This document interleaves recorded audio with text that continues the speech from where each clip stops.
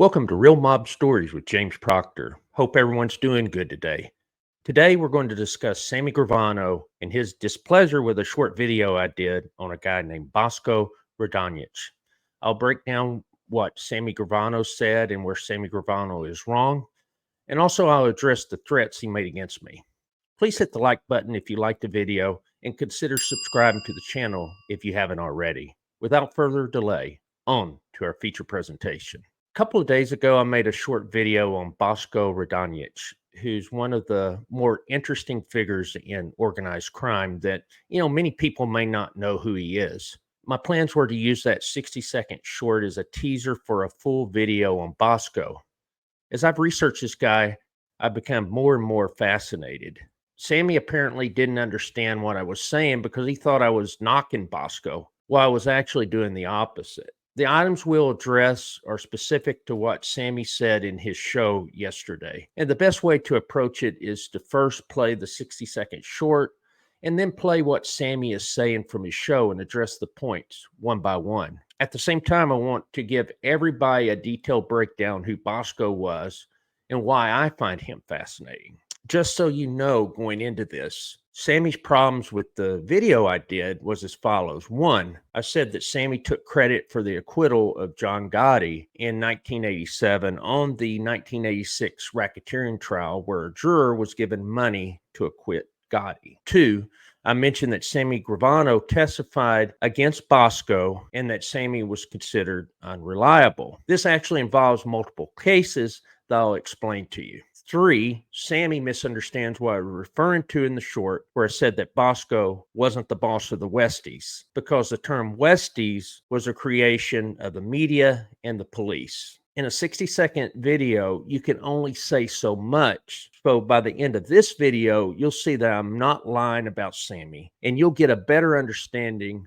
where I was coming from on the statements I made in the short. So let's just start off by playing my short video on Bosco. Bosco Radonjic was a Serb born in Yugoslavia in 1943. Bosco entered the United States in 1970 and settled in Hell's Kitchen, which also had a population of Serbs. He was part of an anti-communist group looking for Serbian independence. Bosco was a specialist in explosives, and during the 70s he had at least 3 locations. He was in prison from 1978 to 1982, and when he got out, he became friendly with Jimmy Coonan, who led the Irish mob. As most of the Irish mob guys went to prison in the late 80s, Bosco took over many of the rackets and reestablished a relationship with the Gambino family. He never led the Westies, and in fact, the Westies was never a term used by anybody but the media. He owned a few restaurants and clubs and was involved in arms dealing, dope, and even pimping. He helped Guy get acquitted in his 1986 trial by bribing a juror that Sammy Gravano took credit for. Bosco was later arrested and Sammy Gravano testified against him, but Gravano was considered unreliable, and Bosco goes back to Serbia, where he lives the rest of his life as a small business owner before dying in 2011 at the age of 78.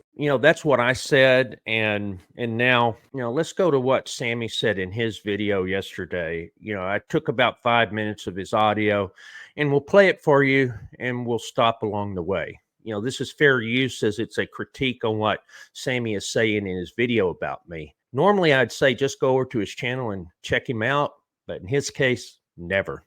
I have these people, they're professors. They're professors, they're news people, they say, they're this, they're that. They do research. They don't know what the fuck they're talking about, especially when they're talking about me or things I lived through or certain things. But I guess that, I actually get a kick out of it sometimes. Sometimes I'm mad. Sometimes I get a kick out of how fucking dumb they are. They will do anything for a view or subscriber, and they'll say anything. And I constantly hear them say my name, hoping I'll say their name, because one time I did say their name and their numbers blew up a little bit. Yeah. So they love, that's the way to get numbers. Yeah. But I have, I'm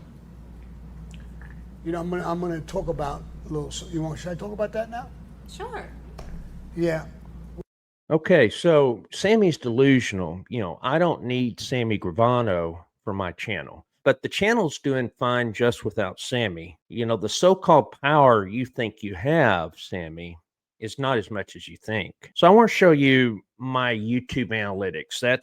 I'm not here to brag. I'm just here to prove a point that, what I do on here is not to get views based on Sammy Gravano. Let's look at this. So, in the last 48 hours, so what you're seeing are my numbers for the last 48 hours. And so it's almost 75,000 views. And then what you see are the top 5 videos, of the last 2 days. And so look at the top 5. 10,000 on Bosco. Then, and that's less than 2 days. Joseph Bonelli, 9,000 in just a few hours. Frank Fabiano, that was done on Saturday. And that's not the full amount. The full amount's over 10,000, but, just in the last 2 days is 7,000. And then I did a John Gotti one and a Cadillac Frank Salimi video. So those are my top 5 videos currently. And so this next thing I want to show you, is what I've done in the last 28 days. And so what you're seeing for subscribers, I've made 1,500 new subscribers have joined the channel in the past 28 days. And then the next and kind of the last thing I want to show you is the number of views in the last 28 days. What you see there is, for the most part, I'm around 30,000 views a day. And, over the last 28 days, almost 850,000. And that's been consistent for the past few months. Even in a couple of months there, I've even done better than Sam overall. Obviously, this channel's got around 30,000 subs, and, Sammy's got 20 times that amount. And I get that. But, the truth is, as well, is the past year or so, his numbers have not really been going up at the same percentage or the same level as it did, when he first came out a couple of years ago. Definitely not trying to compare my numbers with Sammy. The point is that I don't need Sammy Gravano to be able to produce content. And, with that said, though, there are times that, I do stories on Sammy Gravano that involve Sammy Gravano. This is the mob genre. So, yeah, I'm going to do that from time to time. But that's not what I'm looking for. In fact, one of the other things, Sammy, you need to understand is that you think that if you call out my name, that's just going to make me, shoot up or whatever. No, not at all. In fact, the people that's on my channel here, they don't like you, so, people from your channel don't subscribe to my channel. You think you have this power, and you don't have that power that you think that you do. For me, I don't chase views. I don't chase subs. I know that you do. You're trying to get a movie deal. I get that. I have no problem with that. But at the same time, I'm trying to bring out history. I'm trying to bring out reliable content. I'm not here to say anything that's not true. Do I make mistakes? Yeah, of course I do. And I will correct them when I do make mistakes. But, I'm not here trying to, go after you, except if you say something that's not correct, or if I'm doing a story that happens to involve something with you. So that's all I wanted to say on that. So let's continue. It was about a guy, Bosco, who they have this story saying that I testified against him, I put him away, and I did this and I did that. He took over the Irish mob in New York, the Westies. Now, and the guy's talking that's not true. He took over the Westies. That's guaranteed. And he had a friendship with us, me and John and the Gambino family. And he worked in the unions. He had a lot of connections. He was a pimp. It was all kinds of things. And a dangerous guy. So he took over the Westies. And they accepted that. This guy who's doing the story is saying, I put him away and I... Okay, so what I want to do is actually tell you a little more detail on who Bosco was and his life. And actually, it's a very fascinating story, to say the least. And so, I'll just give you like a couple of minute rundown on who Bosco was and, why he was a big deal. Bosco was actually, he's Serbian, and he was born in Yugoslavia in 1943. And so when he was born, that was in World War II, and Yugoslavia at the time was basically, you had the Italians that had part of Yugoslavia, and then you also had the Germans. And so Yugoslavia, under those two powers, under the Axis during World War II. And what you saw was that Bosco, his father was a teacher, and he got executed. He was only, I think, a couple of years old or actually less than 2 years old when his father was killed. And then after World War II, then you had the communists that was running Yugoslavia. And so it was a rough time. And what happened with Bosco was, when in 1970, he was, by then he was, I guess, in his mid 20s. He actually came to the United States. He had a lot of Serbian people that he was close to. He had a guy named Dusan Langura. He was a guy that financed some of the stuff that he did. The guy loved his country. He also loved the United States. And so he settled in Hell's Kitchen, and he was part of this group called the Serbian Homeland Liberation Movement. He was looking for regime change back home. And there was a guy named, pronounced Nikola Kavaja or Kavaja. And this guy was the leader of this liberation movement. And it's kind of a slash of a liberation movement, anti-communist, but it was also, a terrorist group. And so what they were doing in the 70s, these Serbs, they were actually did bombings. They bombed the Yugoslavian mission to the United States. To the United Nations. They also did some stuff where they tried to bomb a Yugoslavian home, or like a ambassador's home, and then also they tried to put a bomb in a Yugoslavian social club there in Chicago. And so Bosco actually got convicted in 1978 of these plots. He spent 4 years in prison. So when he gets out, he's back in the Hell's Kitchen. And by that time in 1982, Jimmy Coonan was running Hell's Kitchen for the most part. So Jimmy Coonan had the Irish mob. By that time, Jimmy Coonan, Mickey Featherstone, a lot of those guys, they had already been through some trials. They'd been acquitted of murders. And it was in like 79, 80 time frame where you started having the term the Westies being brought up. And that was always the media and the police that would call them the Westies. In fact, Mickey Featherstone, and he said they never used the term Westies among each other. That was a term that was invented by the media and used by the media and the police and the public in the, starting in like 1980. They were the Irish mob of Hell's Kitchen.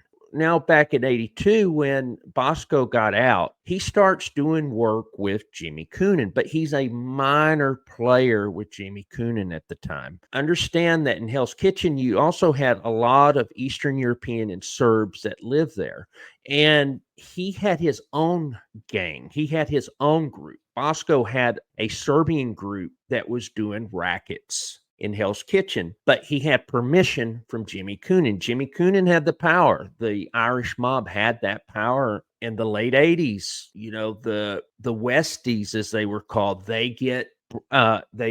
all those guys either got put away in prison or they flipped. And so you had a void there in Hell's Kitchen at the time. And so Bosco took advantage of that. And so, the remnants of what they call the Irish mob are what people call the Westies. Bosco took control of that, but there were only a few Irish people that were left. They were all put away by that point.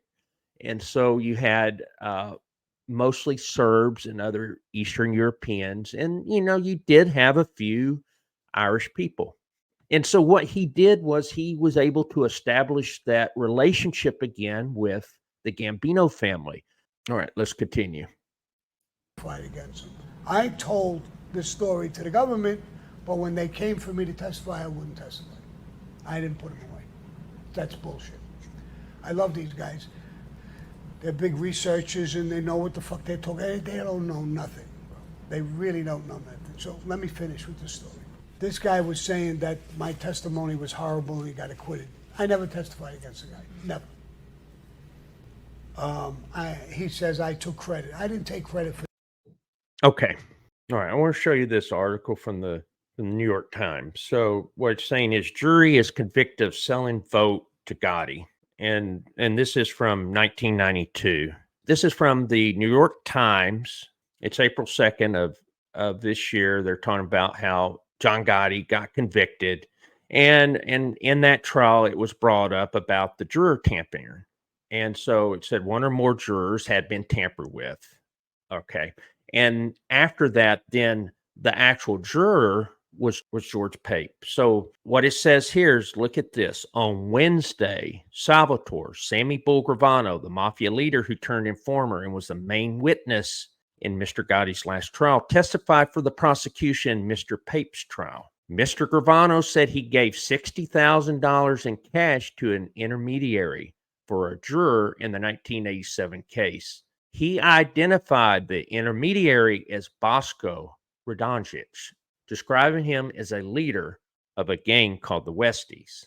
Mr. Gravano said he never met the juror and left all contact with him to Mr. Radonjic. And then the prosecution presented the evidence that Mr. Radonjic was a close friend of Mr. Pape, and that Mr. Pape concealed their relationship when he was questioned as a prospective juror. So the point that I'm trying to make on here, understand in 1992 that there was a warrant out for the arrest of Bosco.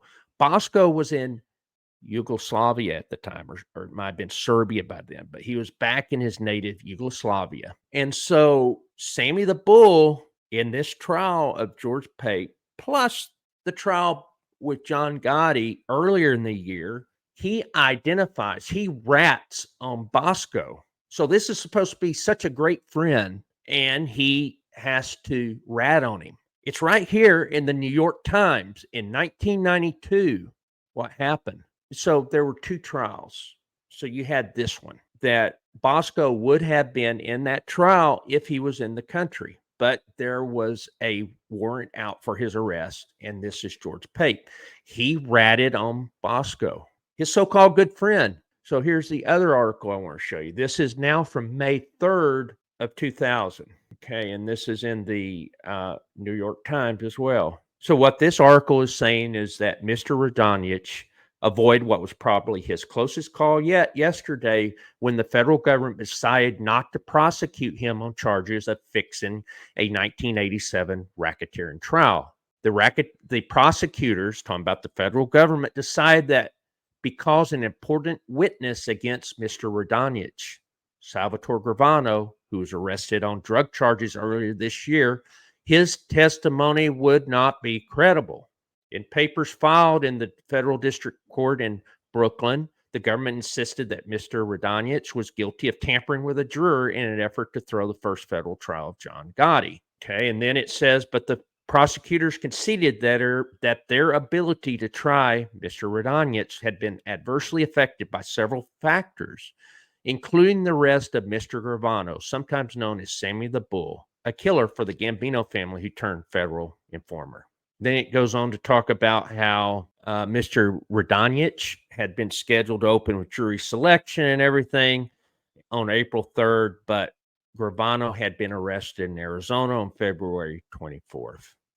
The prosecution had wanted Mr. Gravano as a witness in the Radonjic case because at another Gotti trial in 1992, he testified he gave Mr. Radonjic $60,000 with which to bribe a juror, George Pape. And then what we see here is that Mr. Pape was a longtime friend of Bosco, who was later convicted of the case. He got 3 years in prison for it. And then they say Bosco fled the country and remained a fugitive for nearly 8 years. What's interesting is even Bosco's lawyer said he was somewhat disappointed that the case had been dropped, adding that his client would have been exonerated had it gone to trial. The government looked in Serbia. They looked all over the United States, and they couldn't find one person to say anything about him except for Sammy Gravano. The government would like you to think that Sammy Gravano is unavailable, but he's not. He's undesirable. He's damaged goods. So that's where I got this information. So it had nothing to do with me making it up. This is from the New York Times in 2000. And what we see is that Sammy the Bull Gravano had already ratted him out in 1992, his so-called friend. Seems like any friend that's with Sammy Gravano gets the short end of the stick or gets their head blown off. Bosco had a juror, the lead juror, and he did. He rigged the fucking jury. John was found not guilty. So I'm not taking credit for nothing. I told this story before, more than once, and I'm saying it again. And then this scumbag of a human being who wants to be, I do research, I'm a reporter, he calls himself a reporter now. I don't want to say his name because I know I'm building him up. That's exactly what he wants me to do. So I'm not. You're not building me up, number one. Number two, I never said I was a reporter. I said that I'm a researcher and historian. I'm trying to get history correct. Yeah, I'm not trying to revise history like you are. Not going to do it. But let me make another fucking wild statement that I shouldn't make. Motherfucker, you don't get off my back. I will see you someday. I will. I'm not saying I'm going to kill you or anything like that. But I'm going to teach you how to be a fucking man, bitch. How to act like a fucking man. You want to keep playing with me. Keep it up. I will not forget you. We'll have a good talk about this eventually. Get off my fucking back. Be a fucking legitimate guy and do legitimate stories without fucking lying. And that's fair. I don't care. I'm sure Mike. All right. So, number one thing I want to point out is that the only person that would tell me how to be a man is my dad. And he's no longer here. You're not my daddy, Sammy Gravano. And for you to say that you would teach me how to be a man, how are you a man? Look at what you've done. Look at how you put your kids in a drug ring, how they had to go to prison over that. Also, look at all that you've done in your life. Look how you treat your so-called friends. You ratted. You didn't carry yourself as a man. You pretend like you're still a gangster. And you think you could teach me something? My dad never ratted. My dad never got in trouble. My dad was a World War II veteran. He fought for our country. He loved our country. He loved his family. I had good parents, and you had good parents. Look what you've done. Michael Francis don't care, but you motherfuckers don't want to stop. Sammy Gravano, you could not shine Michael Francis's shoes. Michael has treated me with respect, and he's been a gentleman with me. He's been good to me, and I appreciate him. You think this is a game. People like Bosco are not toys for you.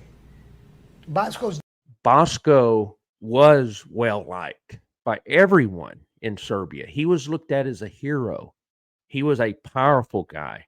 He's a powerful guy over here. I never criticized him. I never said that he wasn't something. The only point that I was making is that what he took over was what was left of the Irish mob was not much. Everyone else was in prison or they had ratted. There were very few people. That's all I'm saying. He was, I never questioned his manhood. I never questioned what he did on the street. I never questioned his patriotism for his country, for Serbia and the independence and all of that. So I don't know where you're getting that from. Dead now. But in his memory, I had a lot of respect for this guy. He had balls like a fucking elephant. He wasn't Irish, but he did take over the Irish mob. Yes, he took over the Irish mob, the remnants of it. You know, I never said that he didn't do that. Again, you did not listen. You didn't listen to what I said in the short. So I'm trying to explain it to you now. He was respected by them, and they will with the Gambino family. Keep your fucking facts straight. So let me get away from him now. But get your fucking facts right, you scurvy scumbag bastard. And I'm telling you, I will come and visit you. I know you want to talk to me. I will come down. I will bring a bottle of wine, some cake, some cannolis, and I'm going to come right in your fucking house with your wife and your kids and me. Keep it up. Okay, so a couple of things I want to point out here. When someone threatens me, I take it seriously. You know, I'm not going to the cops. I'm not that way. Okay. But the thing is that when someone makes a threat, I take note of it. You're going to come over with wine and cake and all that. Okay. So that's what you're going to do. I don't think things are going to end the way that you think it will. Number one, I would not sit down with you. Number two, you would never make it inside my house. Let's just say I have a gift for you. If you try to pull that shit, you bring up my wife, my kids, you cross the line. You know, you would be nothing if it wasn't for John Guy. You would, if it wasn't for you ratting, no one would know who you were. You know, and you come on here trying to change history. As far as me wanting to talk to you, it was more of courtesy. You know, when I do stories about individuals, if they're still around, I try to get comments from it. Mikey Scars, I do. You know, he will, if I have questions, he'll answer them. I do that with other people as well. So I was just trying to give the courtesy on the story on Jack. You said I got it wrong. Okay. So I reached out to you.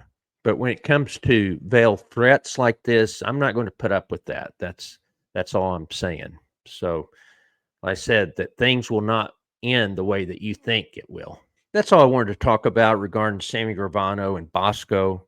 I hope you have a better understanding of the situation. I want to let everyone know that I appreciate the votes on the poll I put up regarding doing a regular live event. As of now, we have like 83% of the folks that voted want some sort of live, while 70% stated weekly. So I'll start working on that, and we'll all figure out a day and time that works each week. And I'm looking forward to it as I enjoy the engagement. And I think it's a great way for people in the community to have fun and, you know, be part of this. With that said, thanks for watching today's show. Please give me your thoughts in the comments below. And until next time, take care, stay safe, and may God bless you always.